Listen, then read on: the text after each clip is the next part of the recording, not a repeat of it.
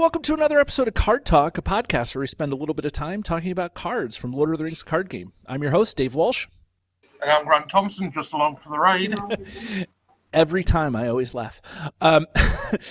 And today is an amazing episode. There is something called the Con of the Rings that happens right in Fantasy Flight's backyard. Actually right in their building. It's called Con of the Rings. It's an amazing event from what I know, and one of the organizers of the event is John Rogers, who has joined us today, and we are so excited to talk to him and have him on the show. John, thanks for joining us. Thank you for having me, Dave and Grant. Appreciate it. Happy to be here. Yeah, so glad to have you. So John, tell us a little bit, for anybody who has lived under a rock in the community, tell us a little bit about what the Con of the Rings is, where originated from, like what is going on, and then we'll get back to who you are in a minute. But let's you're here because you're an amazing Con of the Rings guy. So right. So go ahead. Yes. So everybody loves an origin story, and Con of the Rings originated in August 2017. So 2 years ago now. When a friend of mine and I, Mark, were driving back from Gen Con with another mutual friend of ours. Mark and I had just been, he had been to his first Gen Con. I had been to my first Gen Con in about 15 years, and got to meet the whole Lord of the Rings LCG community in person, and thought this would be great to do this every year, but we know we can't do Gen Con every year. Why don't we bring the Lord of the Rings living card game experience to our state, to Minnesota, where Fantasy Flight Games is headquartered. I think that one of the allures for having allure, not lure of Middle Earth, but right. One of the allures of having Con of the Rings is that it's put on right in the Fantasy Flight Game Center, right? So tell us a little bit about that and how that works. Sure. So Fantasy Flight Game Center has essentially been a game store, restaurant, and bar for several years now. They built it back in, I want to say sometime maybe around 2010, but I could be wrong. And their initial space they quickly outgrew, and they sort of moved across the parking lot. It's actually directly attached to Asmodee North America's offices and their, I believe, their North American distribution center. But right now it's probably, something like 15,000 square feet probably. It's just a little spot, right? Just a little garage. Beautiful gaming space, lovely displays, space to play miniatures, board games, card games. They have a games library of about 400 different items that you can rent out there. Are they Fantasy Flight games, or are they? They are in games, parts, but they sell all kinds of manufacturers. Okay, that's good. That's good. And then they have a rather large back room that sits over 100 people. That can be rented out for events. So this is where a portion of FFG's Worlds events goes on, where Arkham Knights takes place. But then people can also just contact the Game Center and drop a rental agreement and rent out that back space privately for a day or a couple of days. So what we did last year and what we're doing this year essentially is taking all day Friday, Saturday, Sunday to rent out that back space solely for this little mini, this little fan run convention, this little the people's ode to Lord of the Rings. Yeah.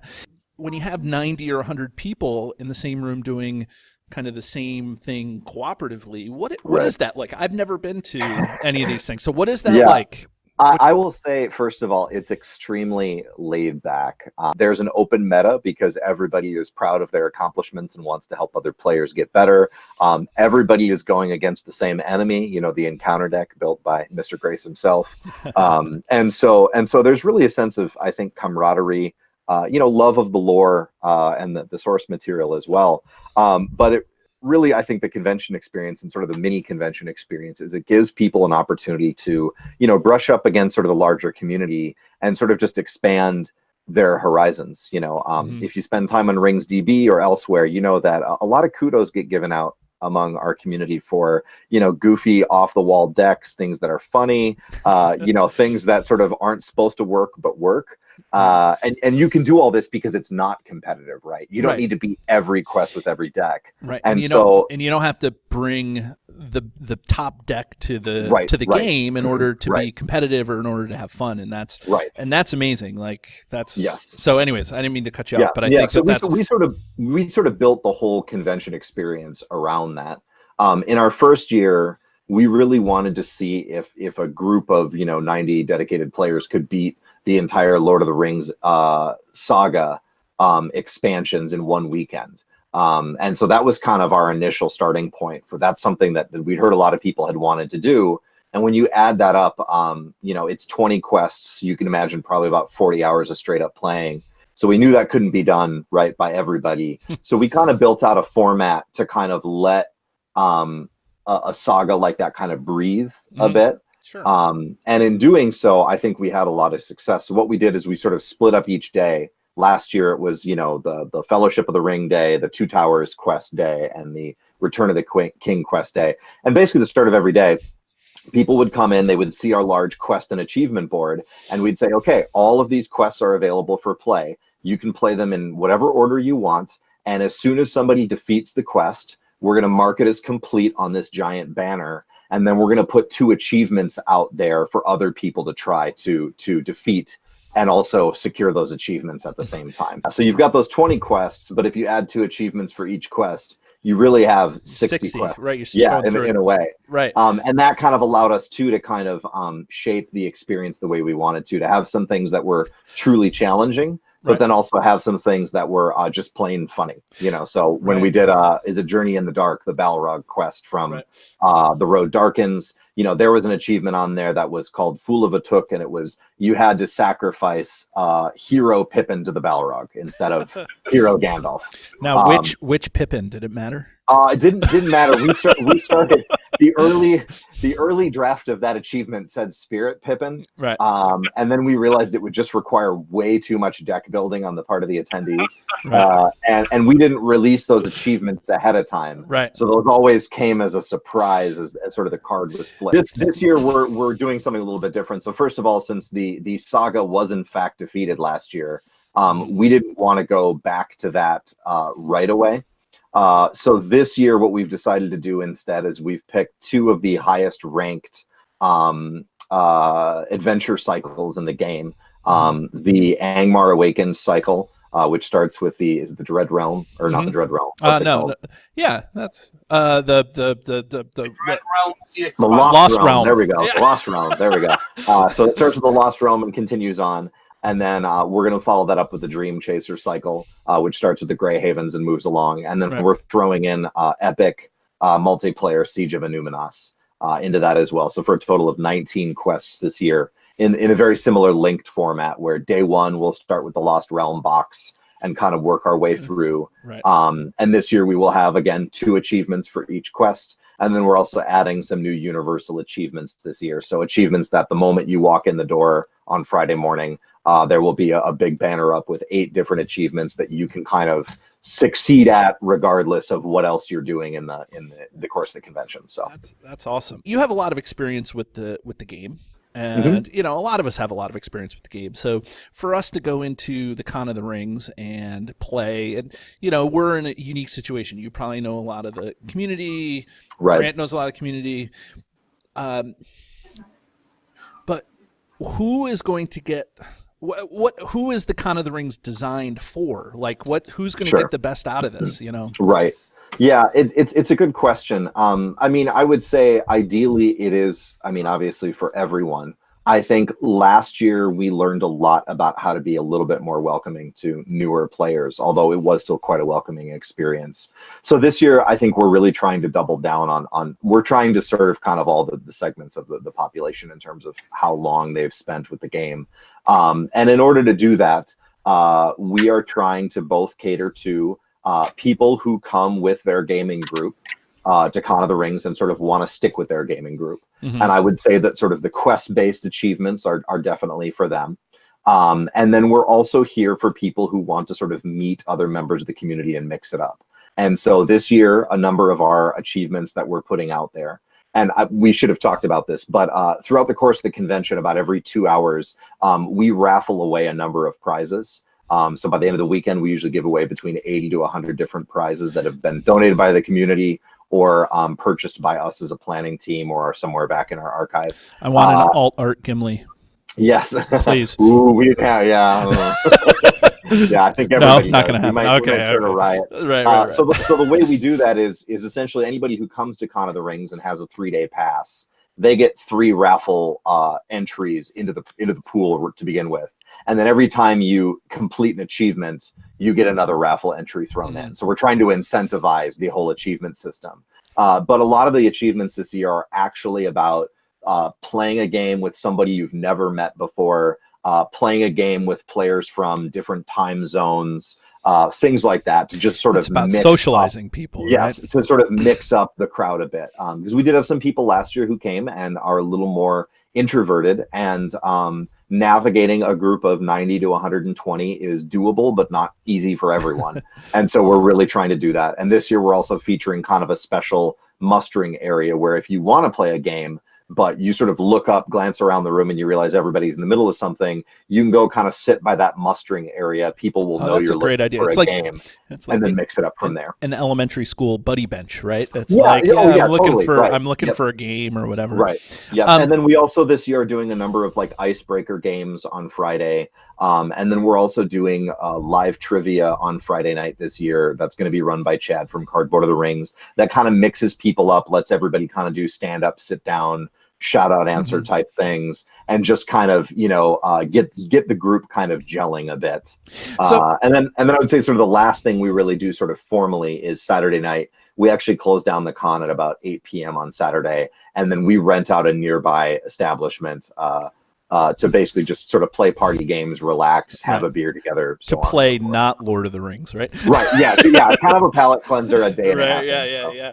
I was going to say, so it sounds like you're well aware that this event could attract not just the grizzled veterans, but some of the new folk, and that's important. So I'm sure that I've made this official, but I'll do it again in the official Card Talk thing, is that I'm planning on being at Con of the Rings. And it's probably no secret that while mediocre, I'm still a veteran of this game. And so, but I'm bringing with me a friend of mine who has played the game 2 or 3 times in his life, So, so it's interesting to me to see what's, how it's all going to work out and things like that. And I have full faith that this thing is going to work out well. And one of the things that I also would love to say is that I think that Card Talk is going to be able to do a little bit of live recording from the con, right? Like that's not something we would love to see that. Yeah. And so, if you see me, I'm not going to do it the whole time. I do want to play the game for the most part, but there may be some times where I'm not going to be playing and I'll be recording, and so if you see me there, unfortunately, Grant is stuck over in England and he can't be there, but next year, Grant, start saving. Yeah, start saving your shillings. Last year, it being the inaugural year, we had Wingfoot Ranger and Beorn both run their own draft styles last year. I know Wingfoot Ranger won't be there this year, but Beorn will be, and I think he's planning on running his draft. But we made a decision as a team this year to really only formally sponsor or back events that have unlimited player counts. So I know it sounds a little goofy, but in essence, what we said is you want to be inclusive, right? So, And so the extravaganza, unlimited player count, live trivia, unlimited player count. If we anybody can come over to me and talk to me, like whatever. So one of our planning team members, Mark, who's Loophole on the Discord, is also an app developer professionally. And so this year he is actually designing a draft format that will exist on tablets that will be available at the convention. So we actually just tested it for the first time on Saturday, just a couple days ago. And we're going to start bringing it to the monthly play group that we have up here at the Fantasy Flight Game Center so that they can test it out. So what it essentially does is it takes draft packs that community members have built on RingsDB. And you can go to our convention website, conoftheringsmn.com/community draft, I believe, and look for and figure out how you can help. We'll have the link posted in the show notes, and we'll have it right on the screen for everybody to see it. So. Yeah, so we'll say it's here. Right, yeah, it's going to be right down here. Yep. And essentially, people can build draft packs, and what Mark's app does is when you load up the app, it grabs those draft packs, it breaks them open, it shuffles them up, quote unquote. And then it starts spitting them out in a 3x3 tic-tac-toe grid on the screen. And the players in the draft basically choose whether they want a row or a column out of those 9 cards, and that goes into your deck. Right. And then it moves to the next screen. You basically pass it around robin style until everybody has a deck, and then the app will send it to a printer we're going to have on site, and I believe email it to you. And then you can open up a card collection together and build the decks and then play a game. So you're going to be able to print cards right there? Not cards, deck lists. Oh, the deck list. Okay. Yeah. I was like, wait, what? Yes. I And feel the reason we decided to do this is we love Wingfoot Rangers Draft. We love Baron's Draft. They did great at running it. We hope we see Baron's Draft again this year, and hopefully Wingfoot the year after if he's going to come for 2020.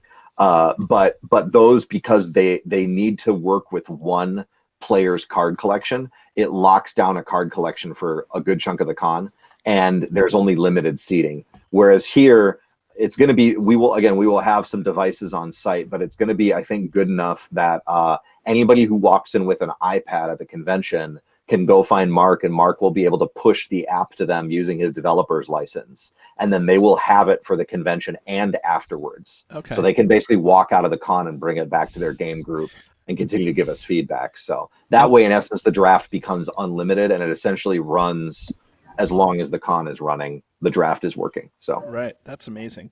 And so, so your piece and thought. So for anybody who doesn't know, everybody here everybody that's organizing the con is on the Discord for the con of the Cardboard of the Rings Discord. So that's discord.me/COTR.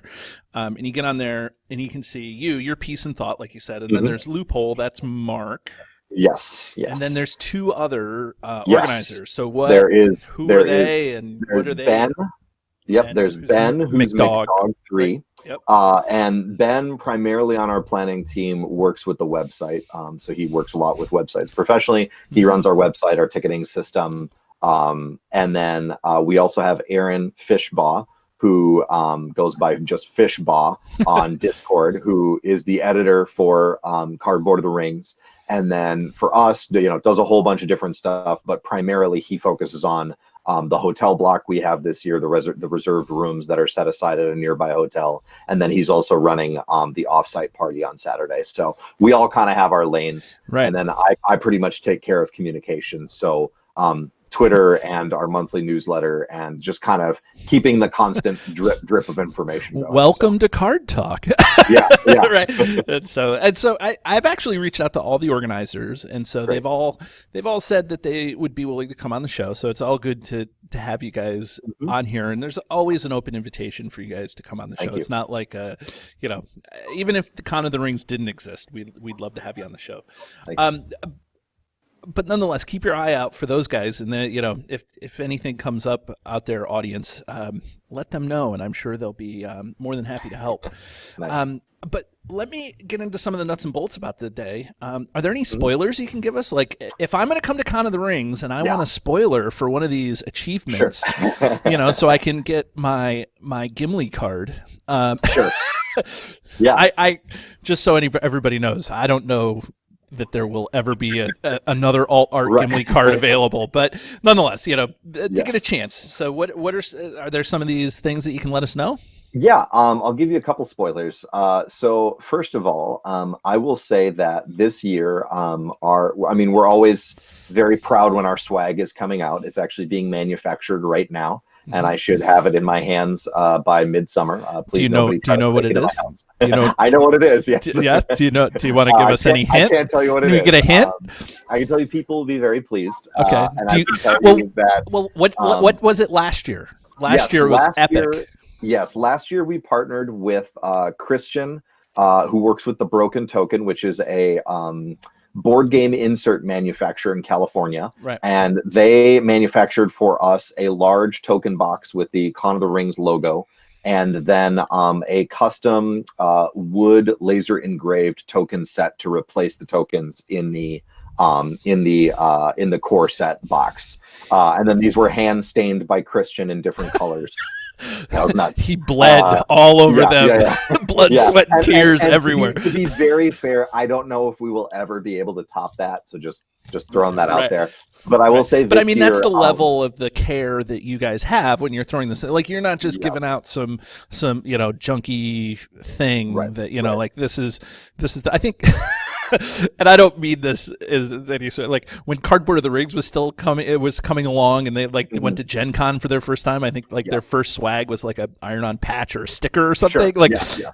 That's not what we're talking about here. The community really does a great job. And also, Cardboard of the Rings has swag that they give out to their Patreons, and Aaron is involved in that. So is there any coordination between the two groups in any way or shape or form? The only coordination that we do every year is we make sure that between the two organizations, we are not doing the same type of thing. Yeah. So, for instance, last year, they didn't tell us anything other than Aaron said, okay, we here at Con of the Rings are doing a token box and replacement tokens. Cardboard of the Rings is not doing that, so we're good. Right. Cardboard of the Rings, right? Yes. So what I will say this year is it's swag is really two pieces, and it's a paired set. So everyone will get. It's Rosie Cotton and Sam alternate art cards. Yeah. And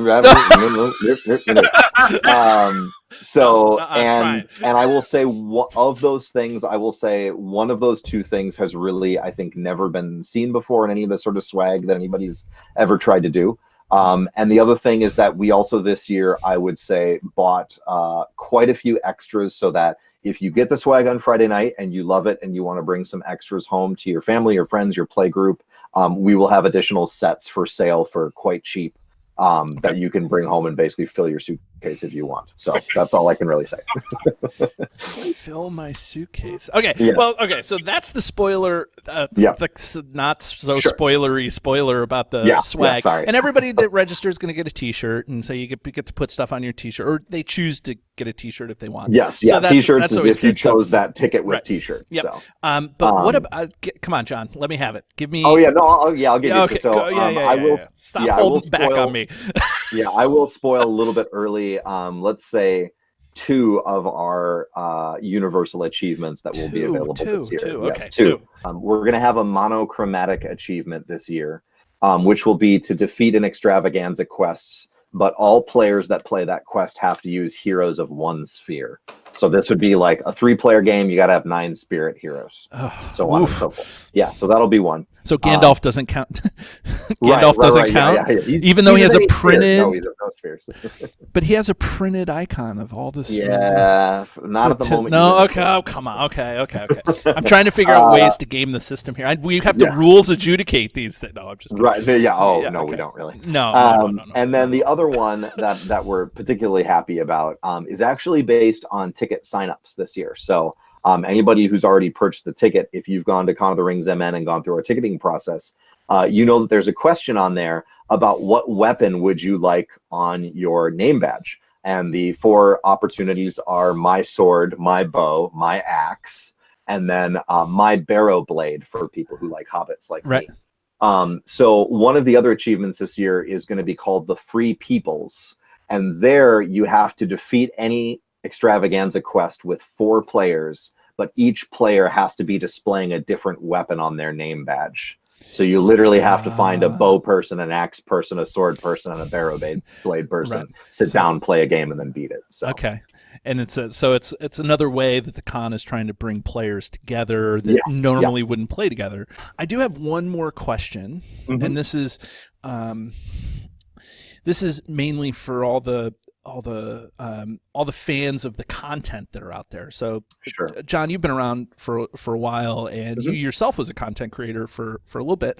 Right. And well, I guess the Con of the Rings is the ultimate of content creation. Yes. But nonetheless, are there some? You had mentioned that Beorn, Dan from Hall of Beorn, and the Gray Company podcast is going to be there, and then Chad from Cardboard of the Rings. Right. Are there anybody like if I'm just a regular schmo and I'm paying attention to the community, who else is going to be there? Yes. This is not a complete list, and not that we're trying to name drop, but these yes. Is Caleb going to be there, or Caleb will I am almost certain be there, and he and I have already been talking in a preliminary fashion about him doing another designer interview this year. Oh, that's cool. We're also going to try to set up, like we did last year, a Play the Designers 2v2 competitive mode. We're also going to see, I know at this point, just by ticket sales, Beorn from Hall of Beorn, I believe Matthew from the Gray Company is going to be there this year.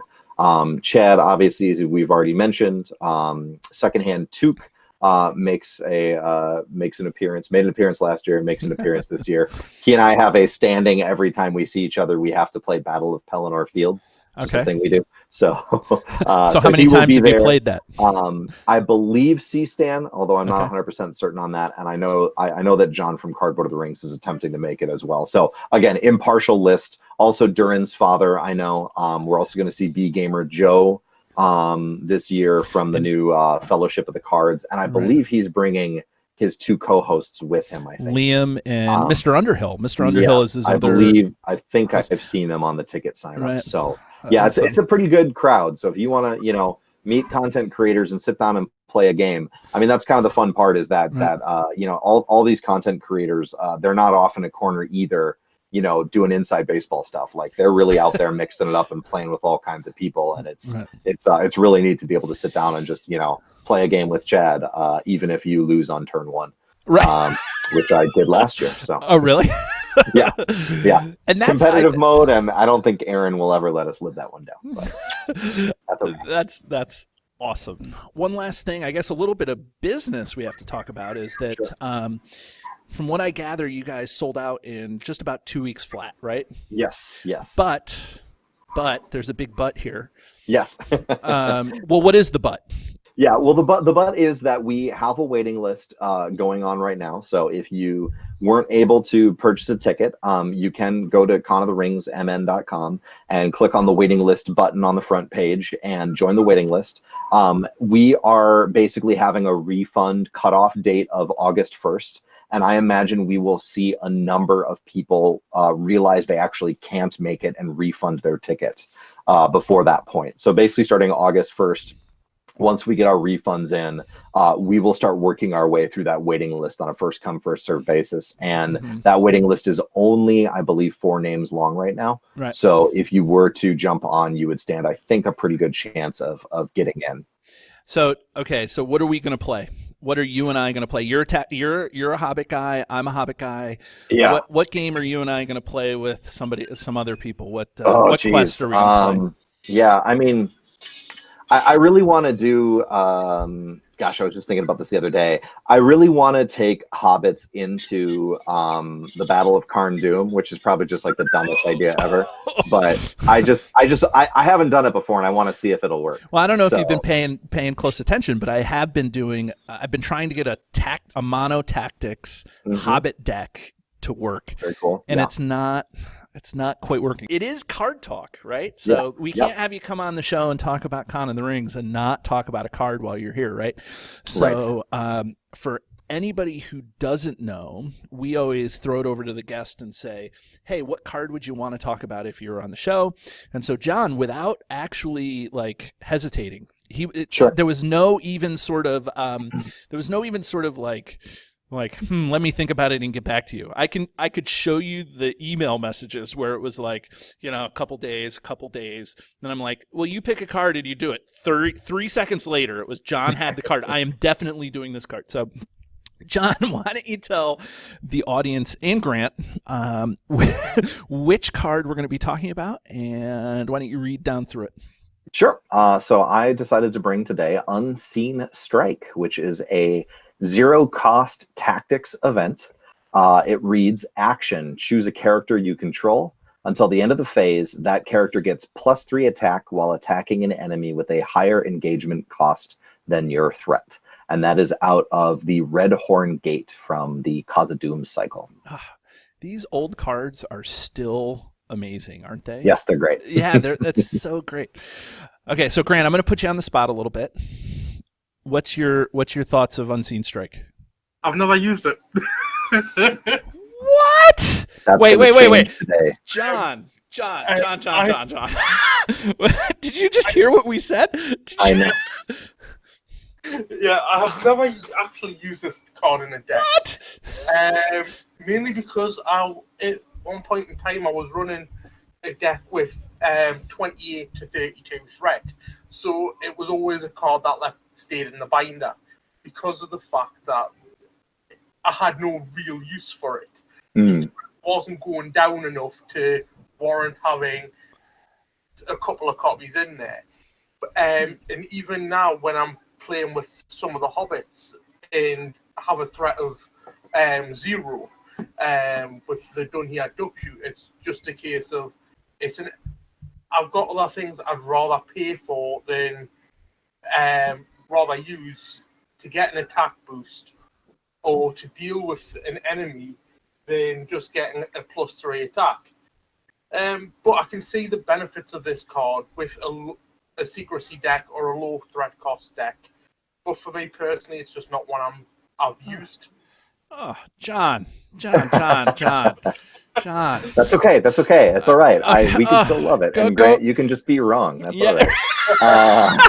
I'm glad you said it because I always say those things. Okay, I'm so a guest John, here, and I heard he's not coming to Con of the Ring, so I can annoy him a little bit. Yeah. So what do you think of Unseen Strike? Let me throw this out here. I'm just gonna try to just kind of evangelize Grant here when it comes to this card. Amen. Go ahead, brother.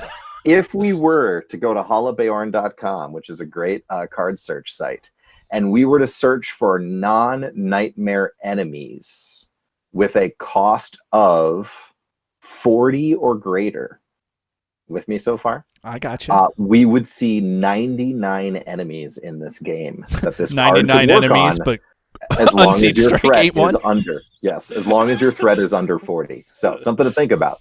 I originally thought when this card first came out, and not when it first came out, but rather when the Black Riders box came out, and we had that great sort of Sam, Mary, Pippin deck that just sprung into existence. Right. Unseen Strike was a no-brainer.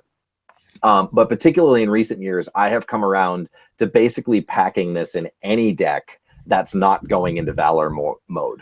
Because I can guarantee in almost any quest there are 1 to 3 enemies that I could still use this on, even if my threat is relatively high.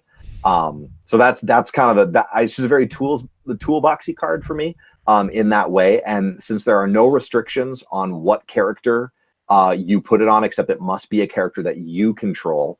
Also, you can do it during any phase, so it's not a combat action.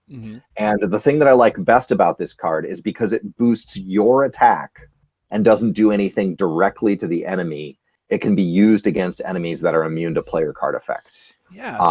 So and I've been playing. That's really kind of the kicker for me. That's the thing that makes this card, I think, great, is that it can be used in so many situations where the quest itself, the enemy itself, they're trying to sort of box you out because you can't affect them directly. So you couldn't, say, for instance, sneak attack Gandalf in and use his, place 4 damage ability, because that affects the enemy directly. But you could boost a character's attack and go after that enemy that's immune. Yeah, so. I mean, I just got done playing a game of Mount Gundabad. So I don't know if you've played Mount Gundabad yet, but I haven't yet. No. Yeah. So I mean, Dagnir, who is the boss enemy there, has a 50 engagement cost. Sure. And that dragon is engaging you 100 million times. Yes. And it's attacking for 7, and it has like 5 defense or something.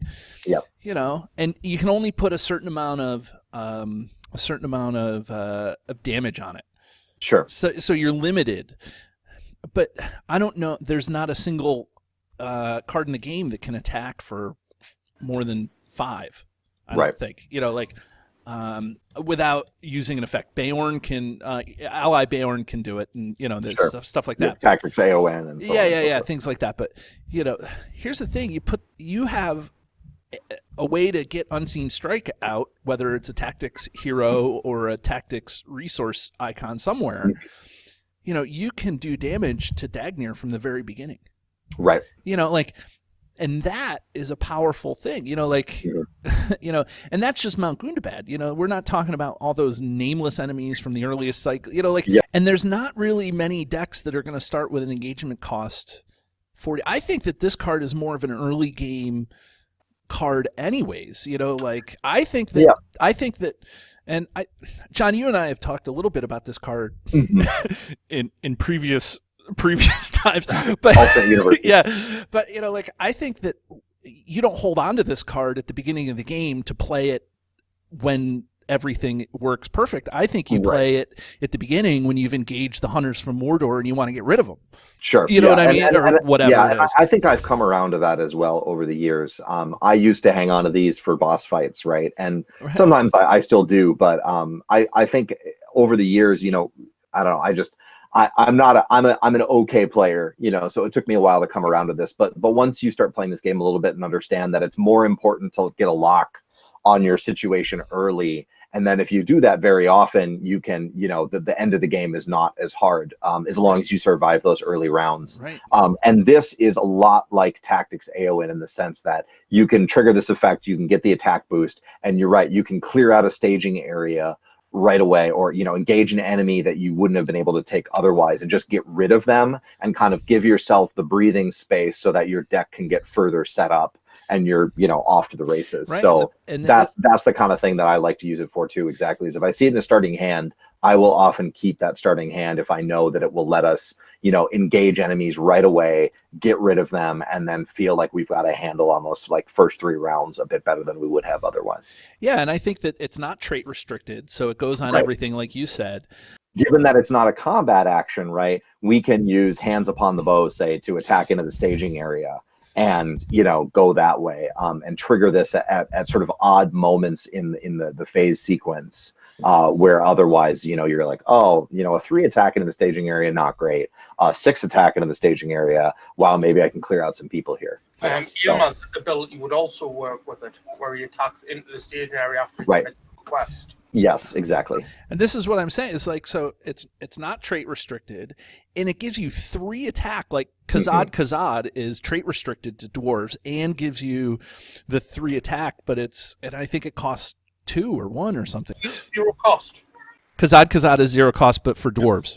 Yes. And it's okay, but I guess the point is that the fact that it's not trait restricted, all of a sudden this goes into just about every Hobbit. And you and I, John, we're Hobbit aficionados. We love our Hobbits. Yeah. So this goes into just about any Hobbit deck ever, and I think it goes into just about anything that you have a splash of tactics in. So I think that Unseen Strike, Grant, is probably an amazing card. That's what I think.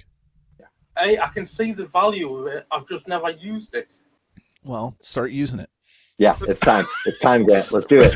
right. Yeah. Is that my challenge, David, to put Unseen Strike into me deck? Well, that's an easy challenge. You could take your Grimbeorn deck and put it in that deck, even though the starting threat of that is 28 or 30, whatever. It's what? What is it?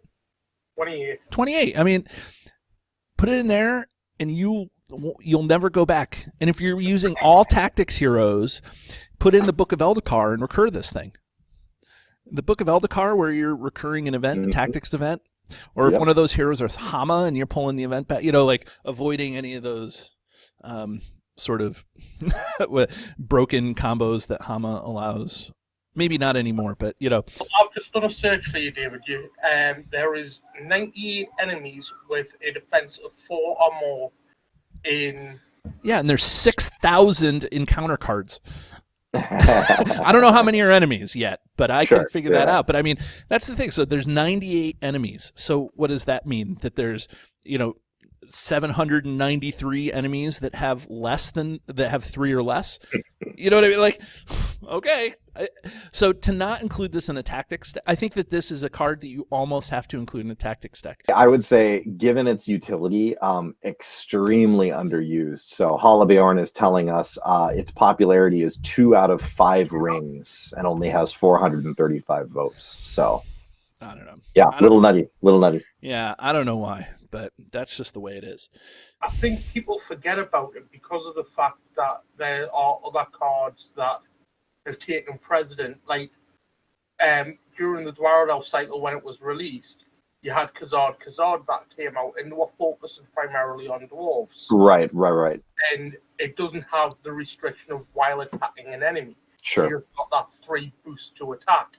So I think people have just put it at the wayside, and because at that point in time, the dwarves were the strongest archetype. Mm-hmm. That's what took the forefront. Now, I came in around the time of Khazad-dûm and Dwarrowdelf and Overhill and Underhill. So I remember seeing these cards. I remember playing with them.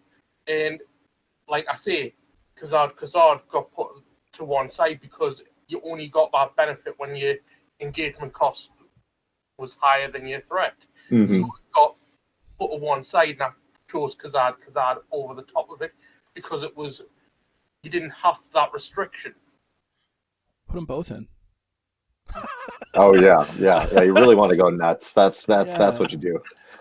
Put them both in and just enjoy. Yeah, like I don't know. So I'm a huge fan of this card. So, and the card art is pretty solid. It's obviously an elf. Sick. Yeah, sick in a good way, right? Yeah, some sort of elf doing something very scary to that orc. Yeah, with some sort of scimitar or it looks like Rivendell blade. It looks like it slashed across the middle and slapped its head off by the looks of that blood spray. Yeah, it's wild.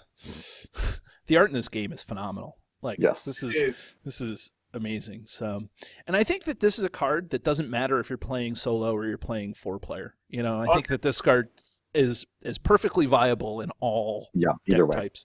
So, you know, like that conversation I don't think matters. I think the only restriction that a deck builder would have for this deck is that you have to have access to tactics. Sure. And and then other than that, you know, I guess there's certain quests that you wouldn't use it in necessarily, like Hills of Emyn the Ghost of Framsburg, all the, you know, the Ruins of Belagost or whatever the one, you know, all these location control, location heavy, but I just don't know why you wouldn't include it in a deck other than it, you know, the whole really old trope of, hey, it takes up a card spot. Sure. You know, but who cares? It's free. Yeah, it's good. It's good. Yeah. Almost universally good. Yeah. So. Shall we ring this thing? I'm excited to ring it, guys. Yeah. I heard that's something you do here. Yeah. Let's ring this card. So for anybody who doesn't know, we have a highly scientific yet arbitrary system of ringing where we give 1 ring to the 1 card to rule them all and 10 rings to the trash bin. And so we've only had 2 universal 1 ring cards, and I think we had 1 universal 10 ring cards. So, John, you're the guest, so we'll allow you to pick whether you want to go first, second, or third here in this. I'll go last. You'll go last. Okay, so Grant, go ahead. What do you think? I'm going to give it a 4. Like I say, I've never used it, but I can see the You're value. Wrong.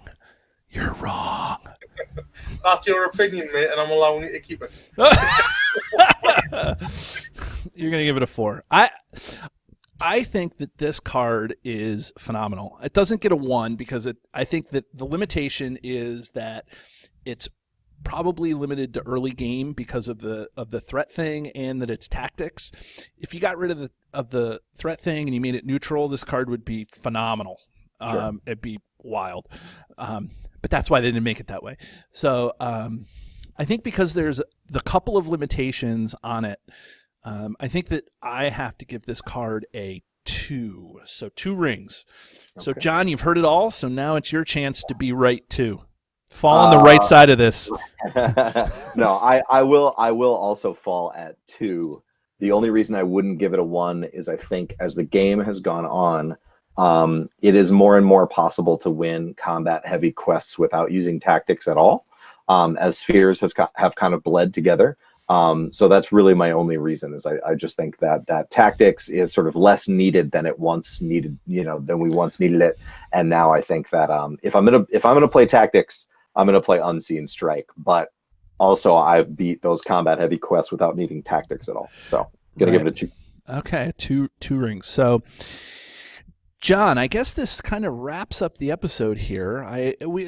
Grant and I love having guests on, but you specifically have been an amazing guest, and we love what you do for the community in terms of throwing Con of the Rings. So thanks so much for being on the show.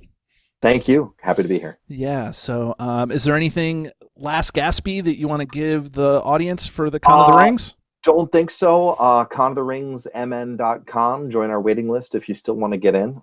Very high chance that you could join us October 4, 5, and 6 at the Fantasy Flight Game Center in Roseville, Minnesota. So hopefully we'll see you there. Okay. So everybody, that's John Rogers, one of the organizers of the Con of the Rings. So thanks a lot, and join us again as we talk about more cards. Have a great day. And if you're interested in finding this or any of our back episodes of Card Talk, feel free to search YouTube, where you can find our flagship video episodes with the username Card Talk 2018. Or you can search the RSS feed, cardtalk2018.libsyn.org, for our extended audio versions of our podcast. Or you can find us on Facebook at Card Talk 2018. And if you have any questions for Grant or myself, or for both of us, feel free to email us at cardtalk2018@gmail.com.